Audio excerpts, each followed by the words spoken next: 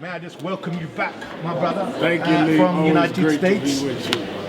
We've had a hell of a long relationship, and I've ruthlessly used your international leverage on many occasions.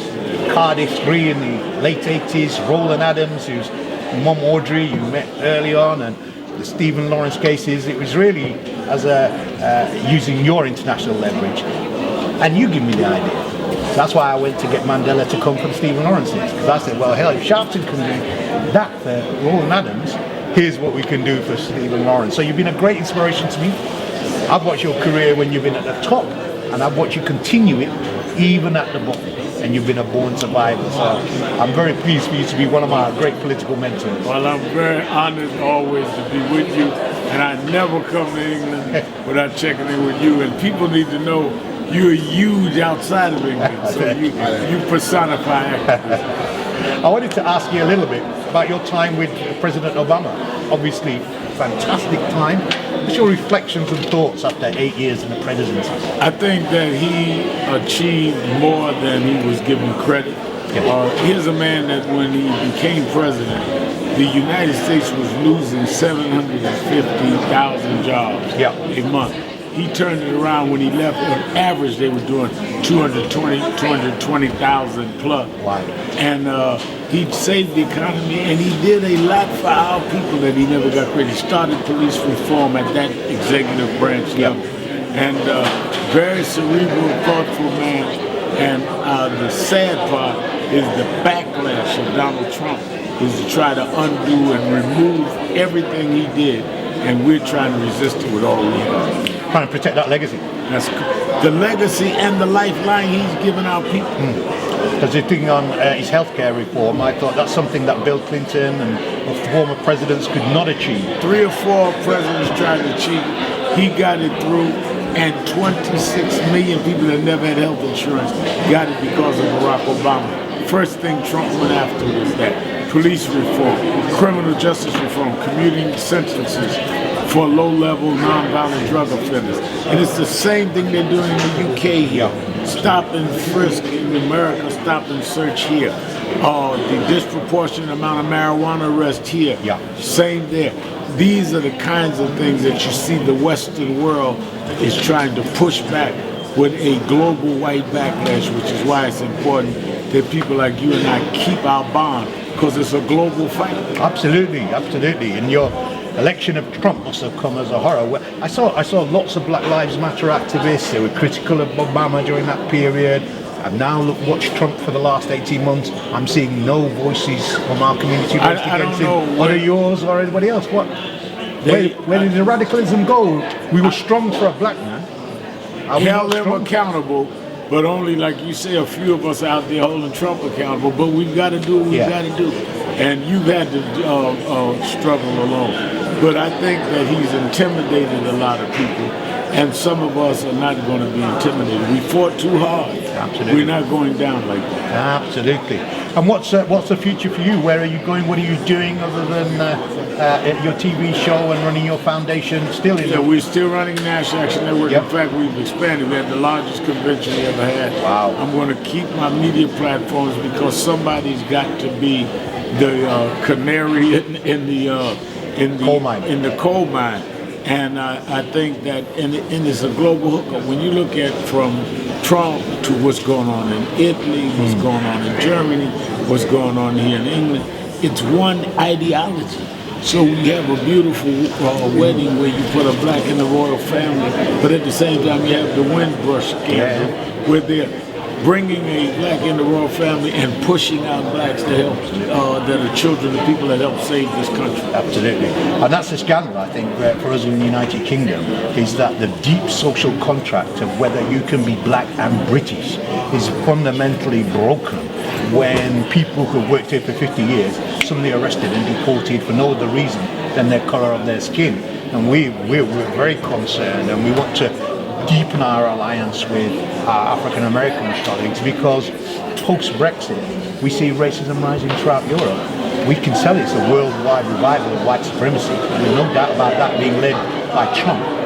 And we want to make sure that as far as the black 20 million African people of descent in Europe and African Americans have that alliance so that we can work together. We must work together, and if we are all strategizing together as they do, then we will be able to counter in every area, because we'd be able, the Congressional Black Caucus in America ought to be coming down on these trade. That's right. We need these alliances, exchange information, and have a global strategy. Well, I think the National Action Network should call a global conference on how the African diaspora worldwide tackles white supremacy, because we would bring a delegation to that meeting. Well, we're going to do it. We're going to work on that. We're going to talk about it. Well, thank you very much, Reverend Al Sharpton. Good, my brother Lee. I guess I ought to begin by welcoming you all to the House, to the Houses of Parliament. I guess we should call this our house, right? We belong here. We help build this in many, many ways, right?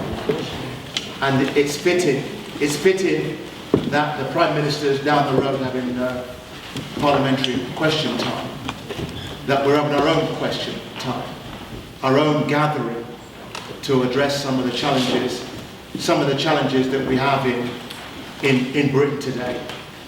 And to do that, we thought we would assemble a stellar panel, including our international guest. I know you want to hear me, Jasper,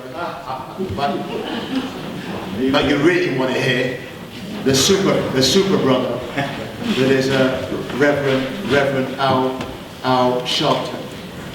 I guess I want to begin by thanking a number of people that, for many of you who know me, Simon Woolley, I'm the director of Operation Black Vote, and I've been privileged, really fantastically privileged to be the face in some ways of Operation Black Vote, but it is the team that has really kept this project afloat, not just to survive when many organizations have fallen by the wayside, but to thrive, often in hostile environments, to ensure that your voices are heard, that our issues are raised in this building and beyond.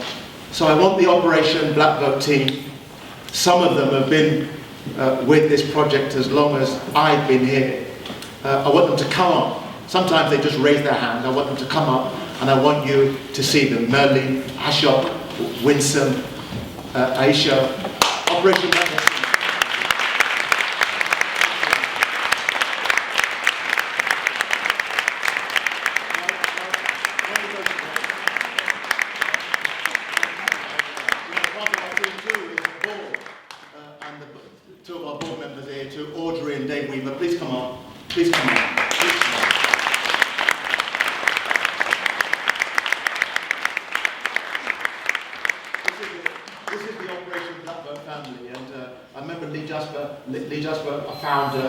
A founder of the organisation, and typical Lee Jasper style, he used a mafia metaphor about the Operation Black Vote team. You can't join and you can't leave.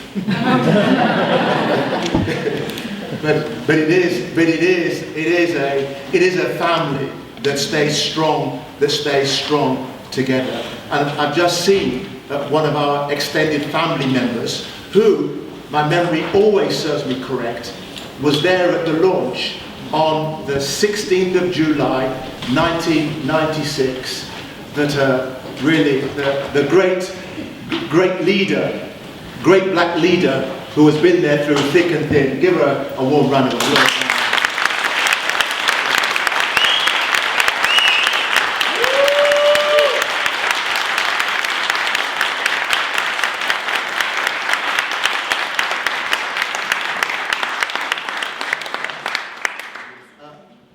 So thank you team.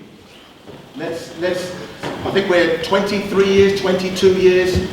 Well, I see another 25 years down the road getting bigger, stronger, better.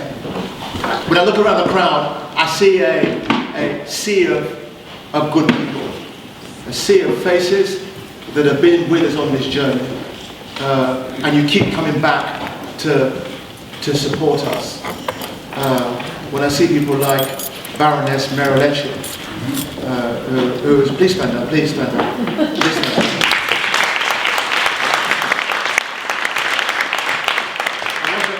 Can you turn off the cameras for a second, if you want, but I remember, no, please stand up, that Marilecki and I were on the Equality and Human Rights Commission together, and one of our tasks, we had many tasks to change legislation to drive race equality, but I can say amongst friends, one of our tasks was to rein in Trevor Phillips. Oh,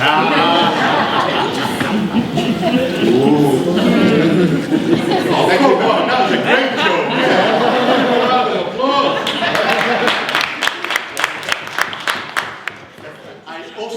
I also remember back in those days. Thank you very much.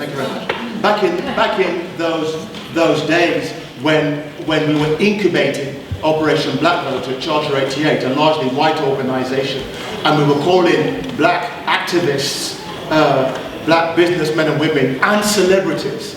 And one of those celebrities, back in those days, over 20 years ago, she's here today, looking evergreen. I said to her sister, "What is the secret?" She says, "I'm Nigerian, brother." Crystal Rose.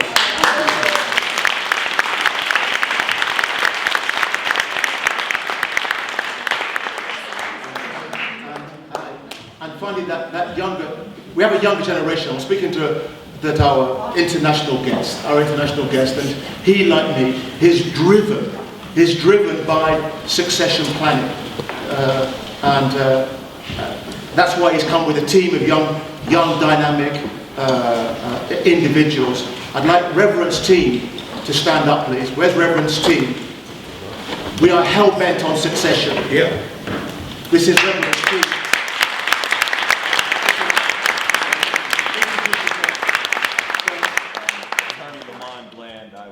Formerly National Action Network, National Field Director, and now I'm in private business. Dr. Sean McMillan, adjunct professor, writer, minister. Jamal Watson, I'm a professor and I'm writing a biography of Reverend Sharpton. Okay. I pulled him aside yesterday. I said, "You better make sure I'm in the story."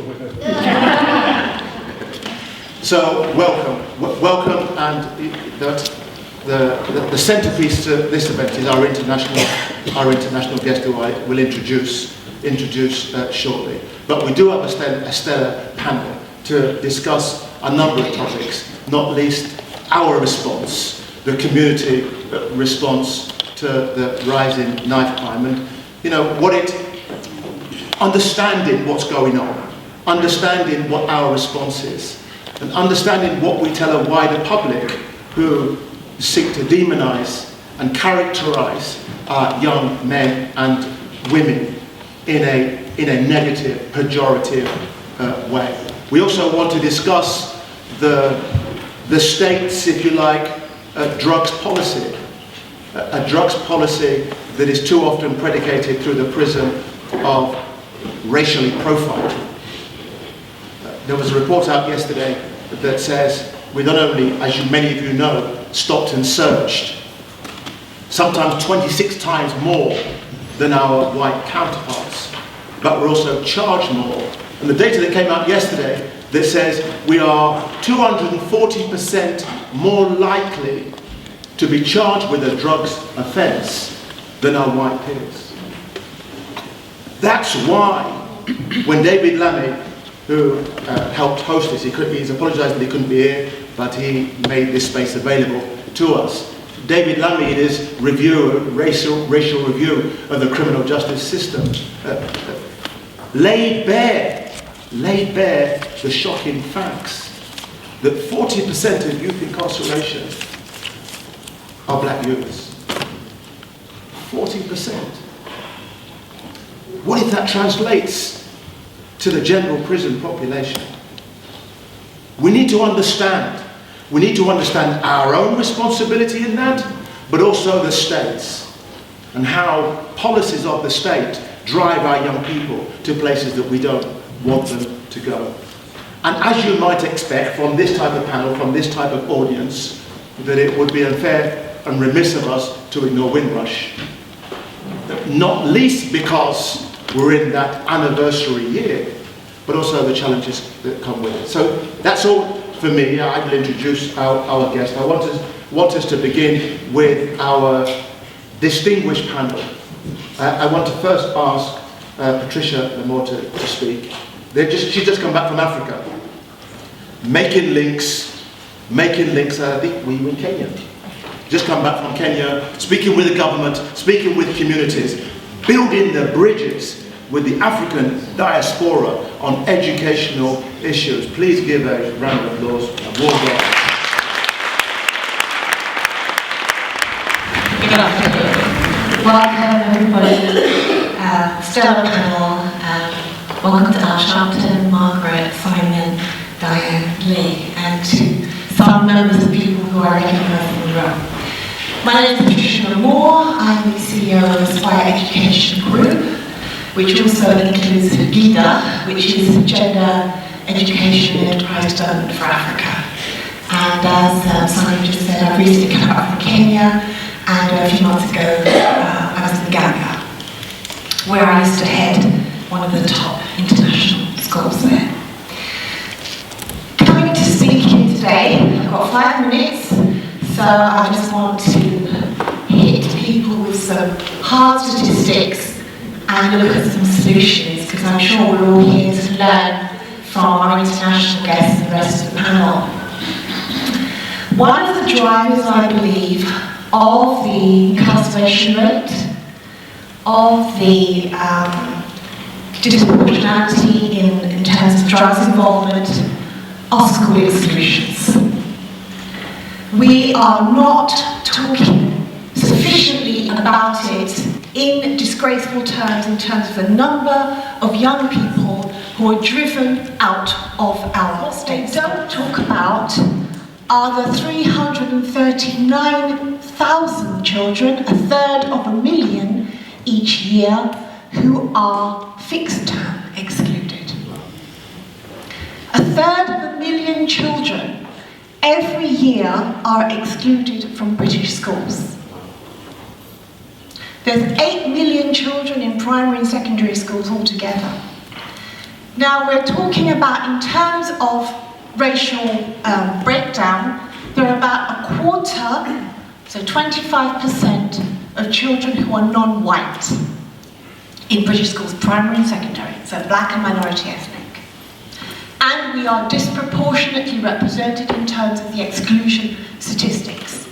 Now, 1/3 of a million equates to about 1,200 primary schools being shut down and just turfing out the children every year onto the streets. About 360 secondary schools shutting down every year and throwing the children out onto the streets. What are they supposed to do? Alternative provision is at such a low standard. Any young person who ends up in an alternative provision has a 1% chance of getting a GCSE. 1 out of 100 chance of getting a GCSE. So if you are turfed out of school, end up in an alternative provision unit, and you've got a 1% chance of getting a GCSE, you are feeding what many are calling, like they're calling it in the States, the school to prison pipeline. And we are rivaling the States in terms of incarceration rates of black people in this country. No one is properly holding to account the head teachers who are overwhelmingly not black and minority ethnic. Even though we've got a quarter of the school population, our school leadership just simply does not reflect the school population. Coupled with the fact that black teachers are leaving the profession in droves, along with white teachers, therefore we have a serious problem in terms of non-representation. Therefore you cannot bring the cultural competence that is necessary in the decision-making in regards to behaviour management and curriculum delivery in our state school system. This is the driver, I believe, of much of the exclusions and the violence on our streets that have not been properly addressed by the state. On top of that, I would just like, having put that aside, the Windrush scandal. Now, if children were properly taught, black and white, the history of this country, where Britain has been in terms of making its empire, how it has gone about doing that, and why it is that all the races of the world are actually represented in the global village that we call England, and particularly London. If all children were properly taught that, there really would be no room for the xenophobia and the hate that has risen as a result, particularly of Brexit. So in terms of my answer as an educator, there are two key things that need to be addressed. One, holding the school system, the school leadership to account regarding their disproportionate exclusion of young people, in particularly young black people. And secondly, we need to revisit the curriculum to make sure that it properly reflects the history of the world that it teaches. Thank you very much.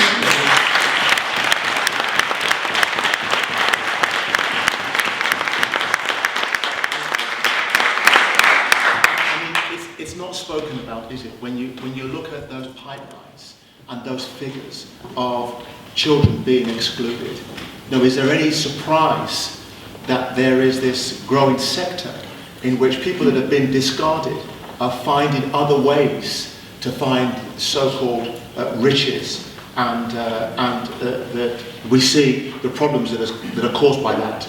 I mean, we have a parliamentarian here, Diane Abbott, but you all must be aware that there's a consultation about school exclusions, and we should demand to that department, to the Minister, Nadine Zahawi, that we are demanding zero tolerance on exclusions. No child should be put on the scrap heap, because we know when they go to these referral units, Diane has often said, we might as well put a time and date when they're going into incarceration. Zero tolerance, but we have to act.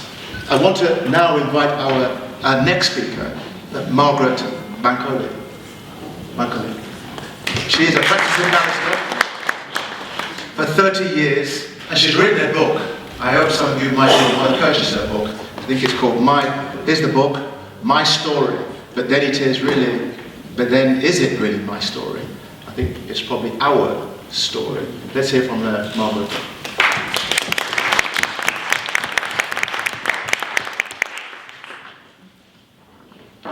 I also have 5 minutes.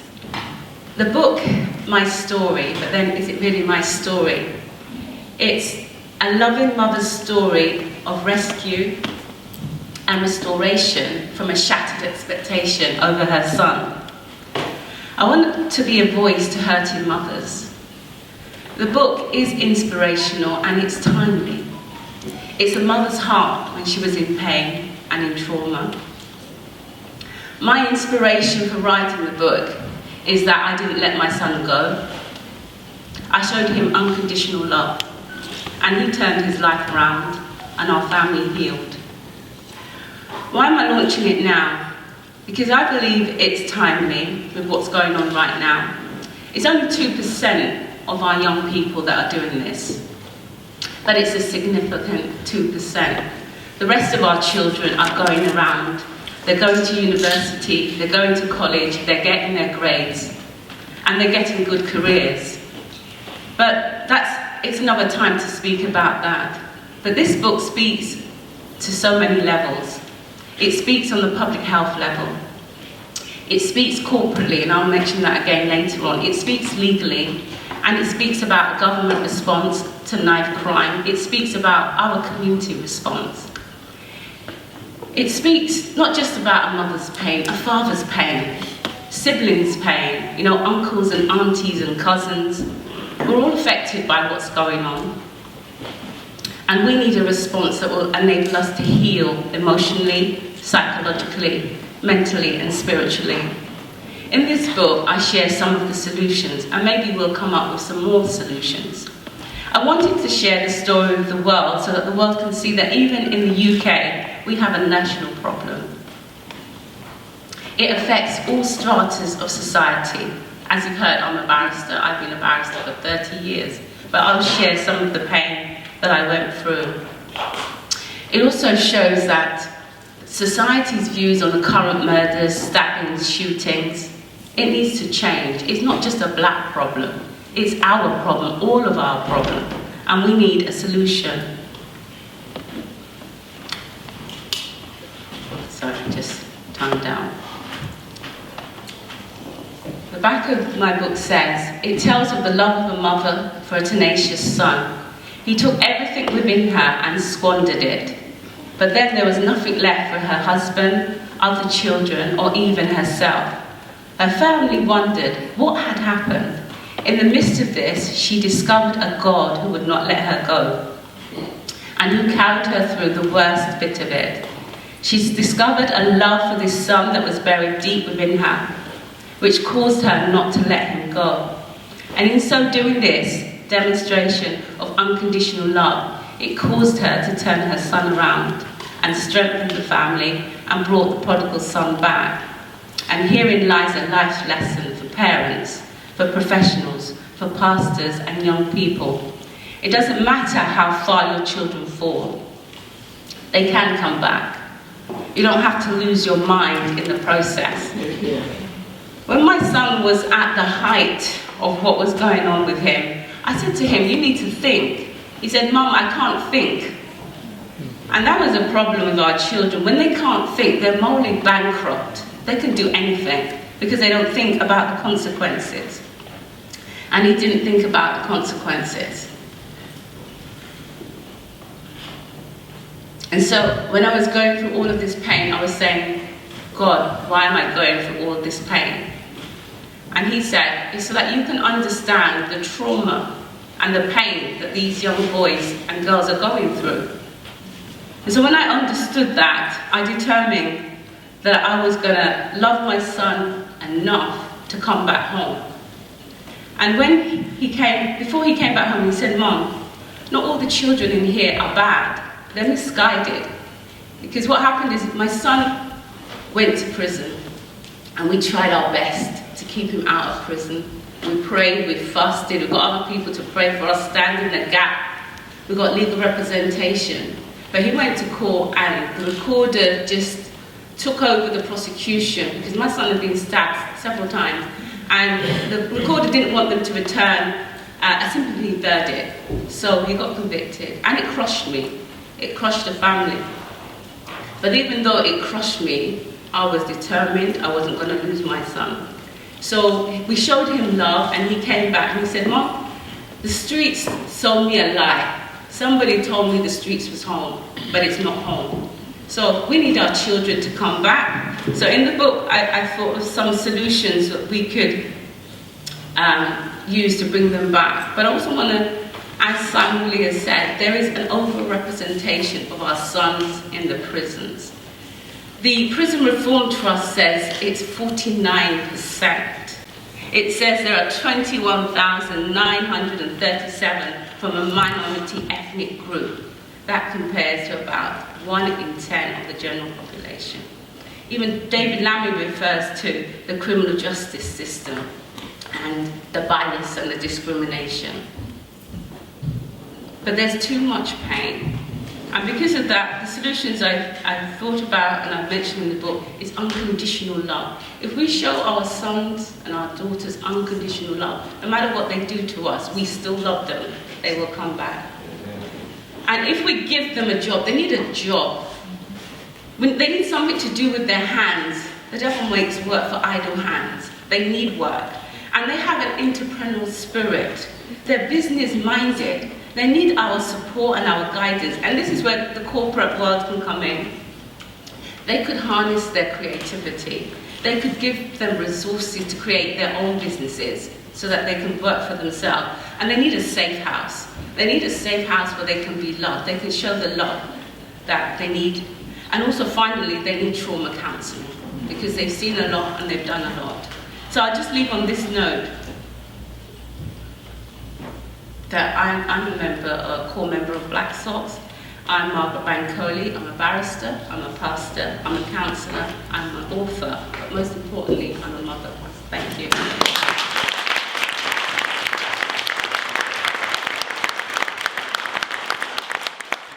Margaret, that was so powerful.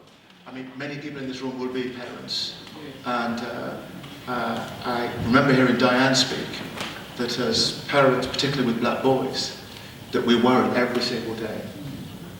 We worry when they go to school, we're not comfortable until they come back, and it's something that we have to live with, but we need to look at some of the tools that we can do as parents, as a community, but also what we should demand from the state.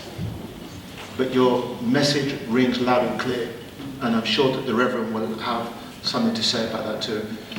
I'm now going to ask, I was going to say our black mother of Parliament. But that, She's too young. She's too young for that. And I don't want my shin kicked anytime soon. So I'm saying the sister of Parliament, right? The sister of Parliament who bust into these doors with a statement of intent that this is our house. And I think I'm fair to say there hasn't been a significant battle on race inequality in which Diane hasn't been centre stage. And she was with us when we started. And what troubles me over the last few years, and I don't think we've reacted enough, that our sister, this black woman who happens to be an MP, has been the most abused politician in this house. I mean, off the leash. I feel I'm strong. I would have crumbled. I would have capitulated, I have to say. But she's made her stronger stuff. And, you know, sometimes she pick up the phone and she sounds off to me. And I said, let it go, let it out. And then she said, right, back to work. Almost in the same breath. I'm honoured to say that she's been a friend of Operation Black Vote, been a friend of mine. I have to call her up too and let off a bit of steam. Give a warm welcome for Diane.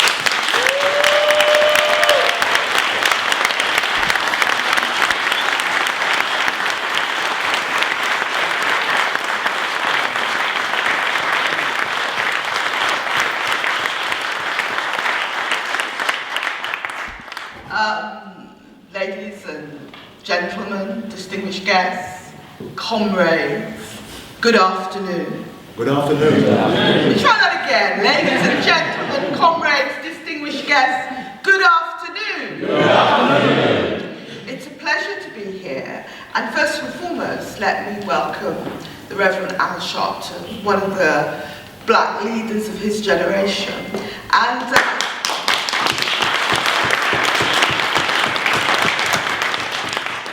we last met in Harlem, and so now you're here in London. And I'm hoping to spend some quality time with you this evening.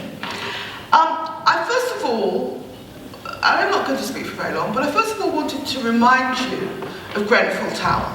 Grenfell Tower is a project, 22 stories high, and it went up in flames nearly a year ago. And I think it's about 72 people who died.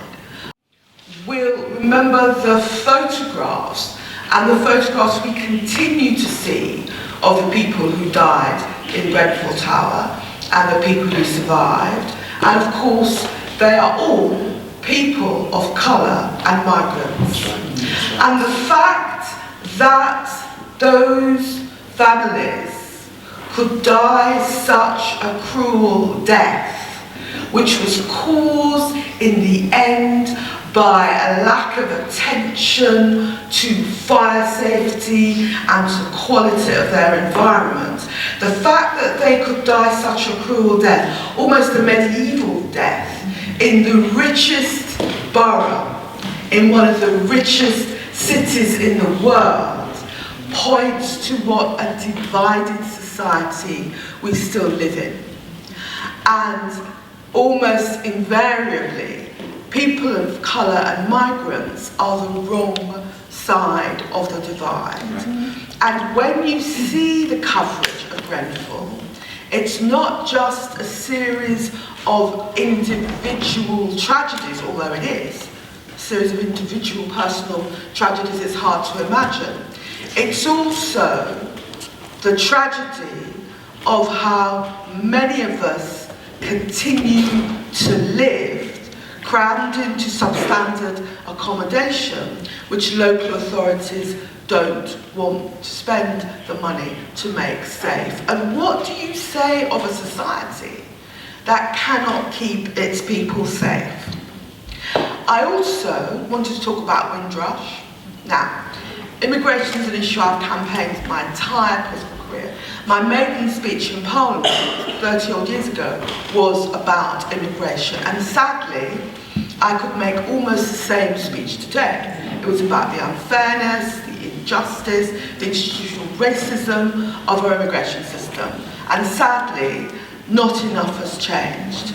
And what Grenfell did is that it held up to public gaze what many of us had known all along, how unfair and cruel the immigration system was. And when people read on the front page of their Guardian that an elderly black man had been refused treatment for cancer, some people said, shocking, how could this happen? But many of us knew that similar had been going on all along. People made homeless, people deprived of their benefits, people deported by an unfair and cruel system. And all I will say about Grenfell is this: I was pleased, if not slightly shocked, that even papers like the Mail and the Sun realised that Grenfell was a scandal and wrote leader column saying it was a scandal, which must be the first time that those papers have said anything positive about the issue of migration in memory. And of course we saw the Home Secretary resign. I played a little part in that, over this scandal. So I believe, and in fact the leader of my party believes, that this is a moment to have a much more positive discussion about immigration. If we cannot now as a society change the conversation on immigration, move it away from the endlessly negative and unpleasant tone it has had, then we never will. And I've begun to change that conversation. One of the things I'm calling for is closing down Yarswood Detention Centre.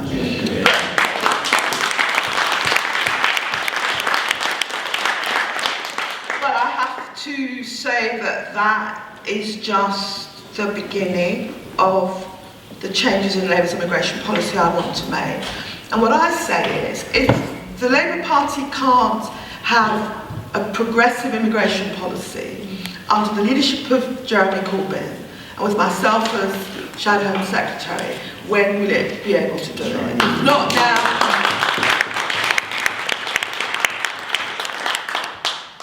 I also wanted to talk just briefly about education, which some of you know has been a passion of mine for decades, and I've worked with Patricia and numbers of you in this room on this issue. And as you heard, there was a man called Martin Neri, who was head of the prison service, head of Bernardo's, and Martin Neri said, and I quote it frequently, that on the day you exclude a child from school, you might as well give them a date and time to turn up at prison. That is the school to prison pipeline.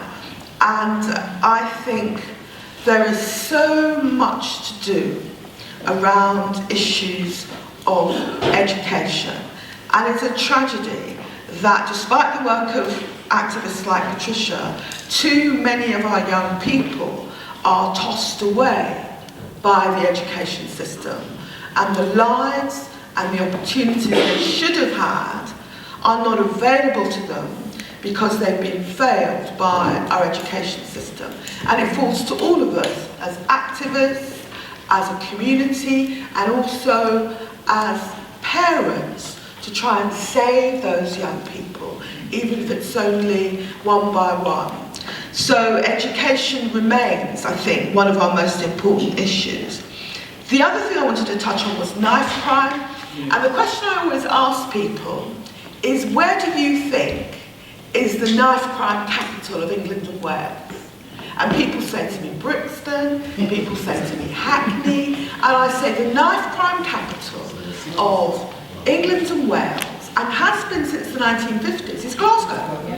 You see, because the whole issue of knife crime has been merged into issues around race. But knife crime and gangs are not a race issue. Glasgow's had horrible knife crime and gangs since the 1950s. It's nothing to do with race. But what I will say about Glasgow is this. Glasgow has initiated a completely new approach to knife crime. They call it a public health approach. They've not sought to arrest their way out of knife crime and gang crime. They've sought to work with schools, the youth service, the health service, all together with policing to help these young men out of their lives of violence and crime. And so in the last year, for recordable figures, nobody died of knife crime in Glasgow.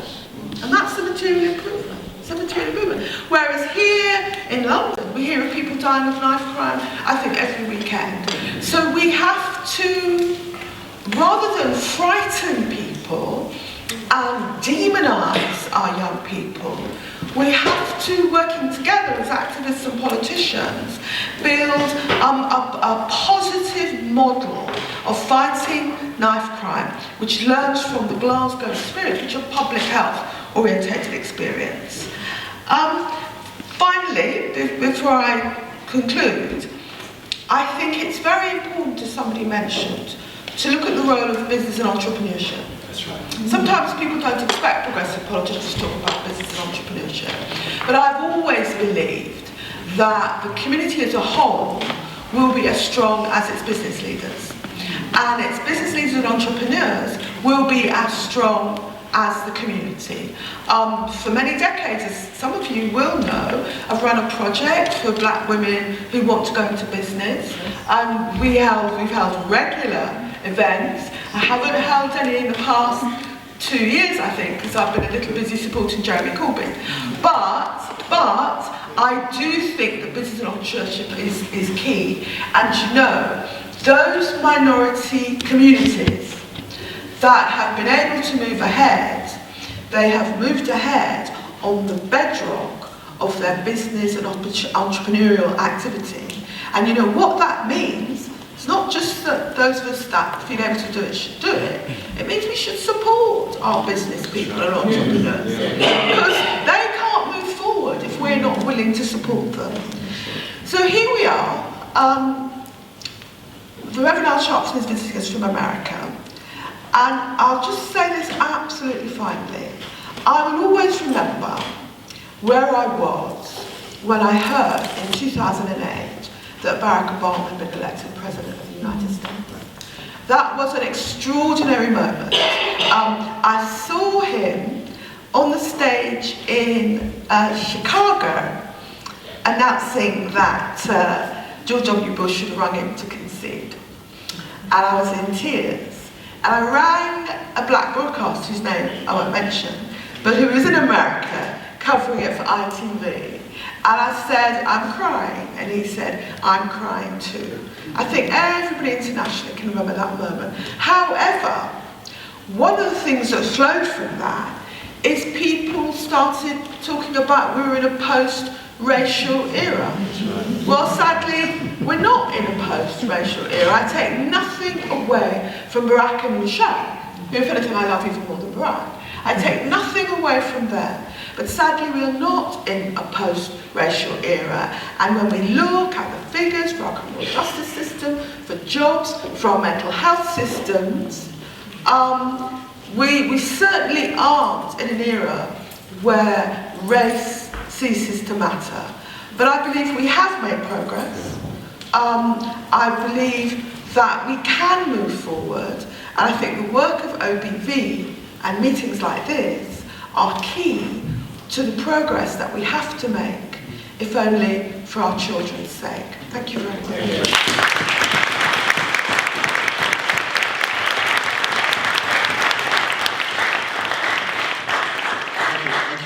I know you have to dash. You've got parliamentary business.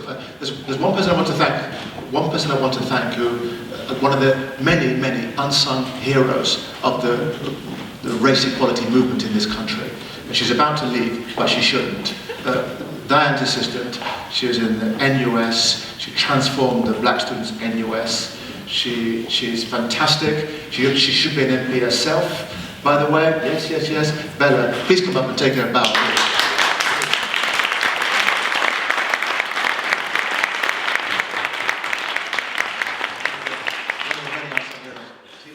Let's give her another round of applause.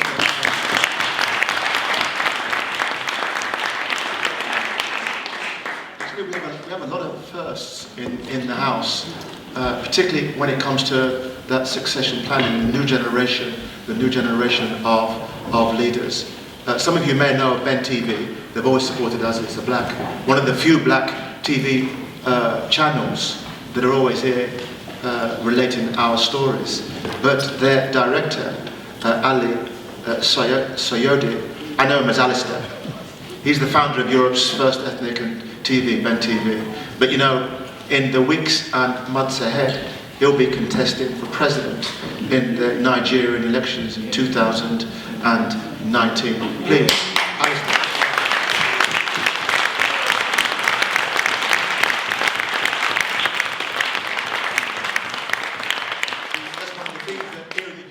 Transporting back to Africa.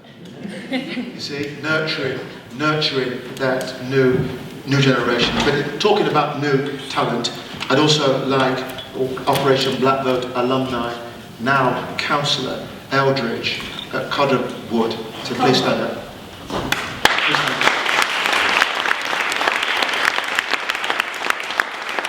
You're doing a great job, brother. Thank you. Antoinette Brambush, she was up here before, Deputy Mayor for Hackney, sister in our office. Where are you, Antoinette? Where are you? She's gone back to work to run the council. Merlene Emerson, she's done fantastic. She got two. There she is. Stand up, sister. Stand up.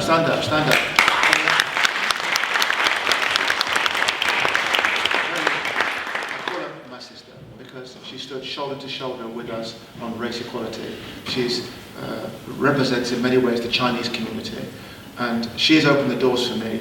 And so I've said to the Chinese representatives that I know that Operation Black Vote says black, but it's for you too. And we need greater Chinese representation. We need Chinese young men and women to register to vote. And with Merlene, we're beginning to get a really good job done there. So thank you for that. Thank you.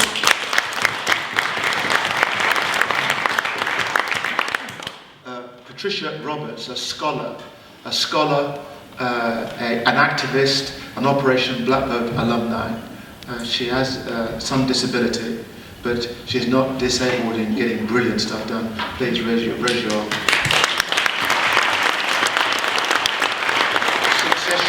succession planning. It's absolutely critical. Some of you may have seen, what was that contest for singers? No, not Britain's Got Talent. What's the other one?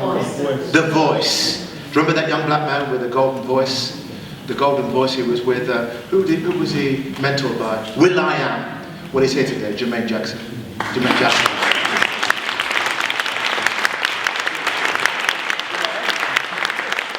won't embarrass you, brother, and ask you to sing. But what I like about you is that you're a great role model for a lot of young black men and women, but you're also political too. We like that. Okay, to our panel again. He needs no introduction, but I will say that this brother, he's a talent spotter, and when he saw me, I was with Charter 88, a white organisation, and people would say, what am I doing working in a white organisation? He said, stay there, brother. I need you to blacken the text. And when the text couldn't be blackened enough, he said, what we've tried with these so-called Democrats, let's do it ourselves. And it was Lee and Rita Patel, and Ashok Viswanathan, and Derek Hines. Remember Derek Hines? And Dave Weaver and Audrey Adams. And together we said, look, we need a situation where we're not asking to be listened to. We're not asking for justice. We're demanding it. And that's how Operation Blackroad was born. And then Lee went on to the mayor's office and bust up some heads over there. Continues to do that with a new generation. Give a warm round of applause to Lee.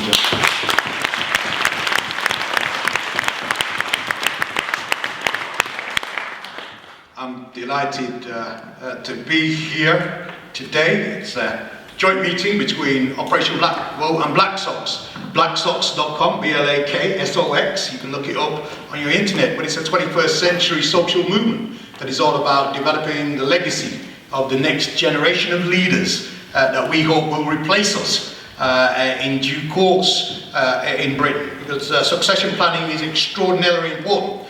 And how do we commit to the leadership of the next generation all the lessons that we've learned as a consequence of our 30, 40 years in this struggle? I'd like to welcome Reverend Al Sharpton. Again, you know, when we were struggling here in the late 80s and early 90s, and I was reading the autobiography of Malcolm X, and he said, elevate your struggle to the human rights level. And I thought, what does it mean, elevate that struggle? Well, how am I going to get what's happening in late 80s onto the international agenda? And I read it again, I thought, I know. I'm going to reach out to some international activists who are going to come to the UK, and instead of me trying to struggle in the safeness of my own small backyard, I'm going to bring an international spotlight onto this situation. That situation was the brutal murder of Roland Adams. The man that came to our rescue was Reverend Al Sharpton, and he brought the world's media attention to the issues. Can I say it didn't stop there? 5 black boys were arrested in Cardiff for the murder of a white lady who sadly lost her life, and they were charged with her murder. And nobody was interested in this case. 5 black boys, young white woman dead. Nobody was interested in this case. I brought over Reverend Al Sharpton again. I took him to Cardiff. They'd never seen the like of a black movement heading from London, coming to Cardiff. And you know what? 2.5 years later, every one of those black boys was acquitted of a murder.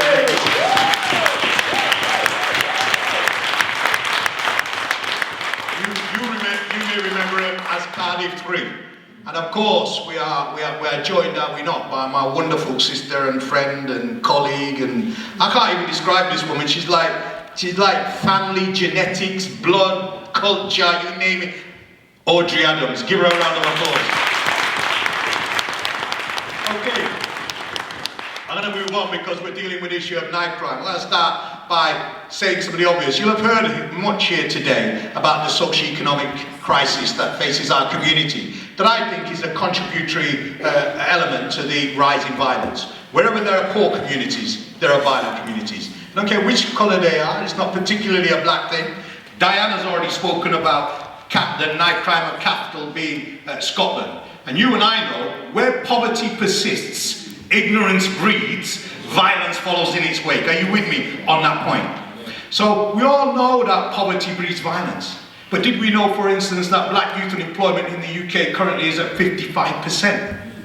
That's higher than Palestinian unemployment on the West Bank, Gaza, which is 48% for Palestinian youths under the age of 25.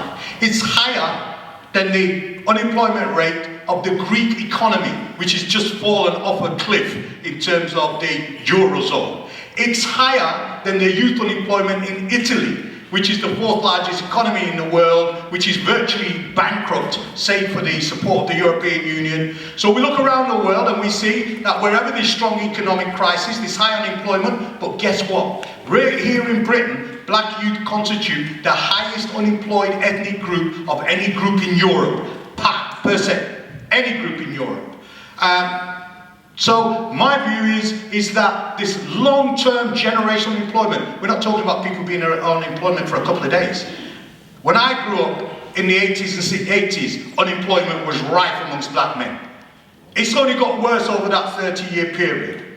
What do you do if you've got 30 years of generational poverty where your eldest brother hasn't worked, your uncle hasn't worked, your mum's working 2 jobs from the morning, can't see in the morning till can't see at night?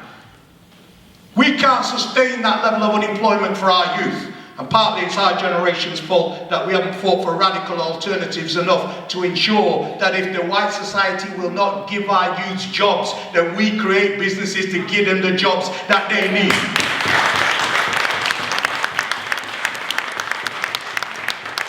And into areas of long-term decline and urban decay and poverty, we have the infusion of drugs and open drugs market. Cole Harbour Lane must be worth £500 million a year in terms of the drug sales that take place in that area. You go to Tottenham, you go to Croydon, you go to Peckham, what do you see? Open drug markets that are in exactly the same place as black community unemployment is at its highest. And when those drug markets get violent, and inevitably the currency of criminality is violence to protect one's profits, to protect one's reputation, that violence bleeds into our community more generally, and everybody on the block becomes frightened and scared that they may become a victim of a crime by young people exhibiting violence. And so they start to carry weapons to protect themselves, because their mothers are saying to them, I'd prefer to visit you in jail than visit your graveside. Take that knife, because I don't believe the police will protect you. That's the situation we've left our young people in, and we have to respond to that. We can't deny it. We can't blame a white society for all of the ills that face our young people without taking some personal responsibility as fathers and mothers and brothers and sisters to grab hold of our young people and say, we love you, we want to save you, we will do whatever we can in order to secure your future. But right now, those kids are looking at a bleakless future with the unemployment rate, the exclusion rate, the homeless rate. I didn't begin to talk about the police deporting their parents right through Windrush.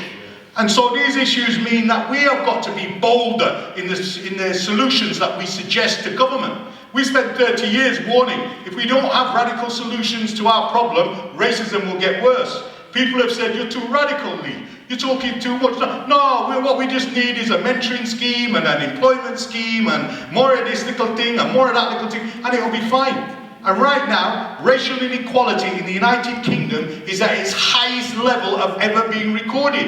Who said so? The chair of the Equality and Human Rights Commission. What's his name? David Isaacs. What did he say? If racial inequality continues to grow at the present rate, I fear for social unrest and discord in this society. Quote, end quote. So if a white guy who's the head of the Equalities Commission can figure out that racial inequality and racism is impinging on our community to such an unbearable extent as to provoke social crisis, why the hell can't we recognize that our children are facing a storm of racism post-Brexit that we've never seen in this country since the end of the World War? So I call upon you not to be just the articulators of our problem. We can't just do that. Blaksox believes, and it's 30 years of experience, Blaksox believes we have to self-fund ourselves out of our own situation. If you're waiting for town hall, the man at the town hall, to come down and write a check to save your children's lives, then you're a bigger chump than he is, and you're putting yourself and your child in danger. There should be no greater priority for any generation than securing the future for its children. Are we right? Who secured your future? The Windrush generation. Who secured their future? The Africans who said hell no and walked straight off the plantation, whether they faced death or not. Somebody has to sacrifice in order to secure the future. But too many of us are interested in buying things we don't need to impress people we don't know, instead of investing in our own community, investing in our own businesses, investing in our own children. So Blaksox makes no apology. We've learned the lessons of the last 30 years. State aid is a lottery. I believe we paid our tax and we should get our due return from it. Absolutely. But what I'm not depending on is making that the sole exit clause for the children, our children's future. What I'm not saying is that that money is the only thing we can do. I've never seen white establishment so frightened as when Blaksox told them, actually, we don't need your money, we'll fund it ourselves. That policeman was back on the phone to me the following day saying, we want to give you the money. And we told him, we don't need your money. And I've never felt my chest puff up and been so proud as I watched him say, I've never met a Negro like this one. Here is a black man who's not coming asking me for any money. And in fact, he's going to telling us we're doing it ourselves. So come on now, let's join Blaksox. We give our money to Sky, we give our money to Ladbrokes, we give our money to Benson and Hedges, we give our money for cars, we give our money for makeup. We got disposable income. We are a relatively poor community, but we're not that poor that we can't save our own children's lives. Are you with me? All right. Because now's the time for 21st century activism where black people say, you know what? I'm going to put my hand in my pocket to go with others and save their children. That's what I'm going to do.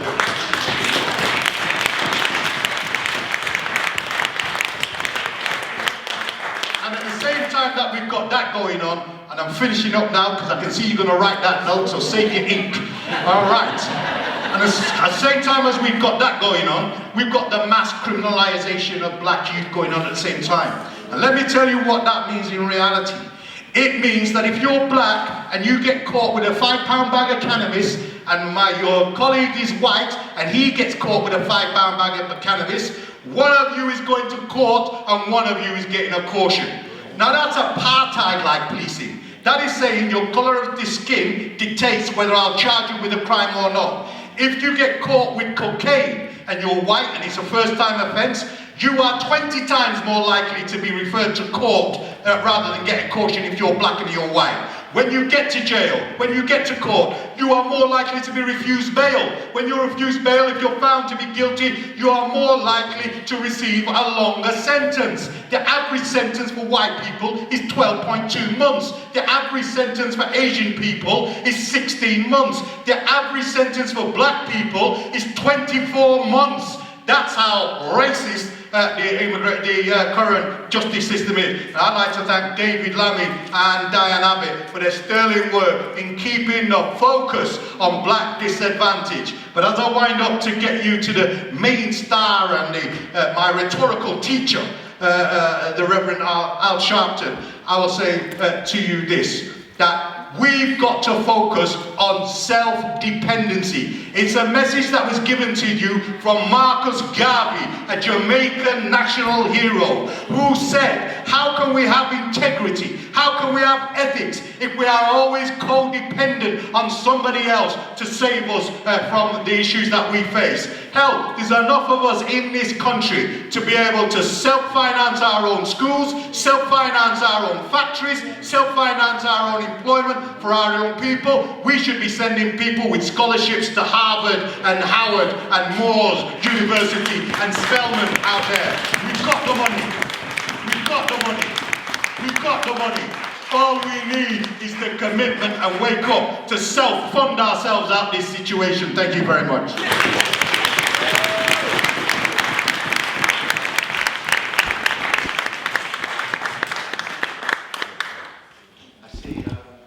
Jasper's calmed down over the last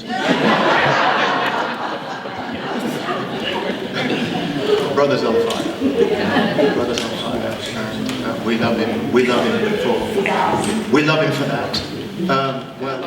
About you do something in the community. Well, some actually use your address or something with church.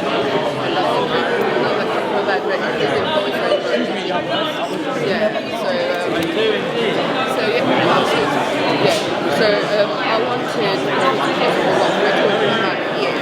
If it's possible for you to come to your channel to talk about, I've got 3 children at the business scholarship. My first one was actually to school of music with £42,000 a year scholarship. The one who was here, and he just got a scholarship. Okay, just stop you going down. If you see our